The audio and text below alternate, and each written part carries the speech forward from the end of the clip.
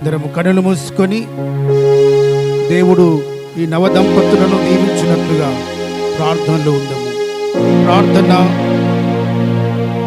అత్యంత కృపా కనికరములు గల దేవా,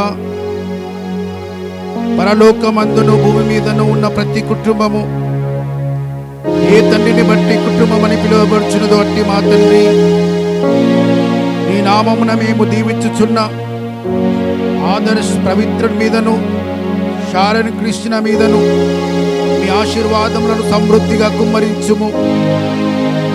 వీరు నమ్మకంగా కలిసి జీవించినట్లును ఉభయుల మధ్యన తాము చేసుకునిన వివాహ నిబంధనలను, ప్రమాణములను వీరు తప్పక నెరవేర్చి నిలుపుకున్నట్లును, పరిపూర్ణ ప్రేమ సమాధానములందు వీరు నిత్యము నిలిచి ఉండి మీ పవిత్రమైన ఆజ్ఞలను అనుసరించి జీవించినట్లు మీ కృపను వీరికి అనుగ్రహించుమని మా ప్రభువైన యేసుక్రీస్తు ద్వారాని వేడుకొంచున్నాము స్వామి.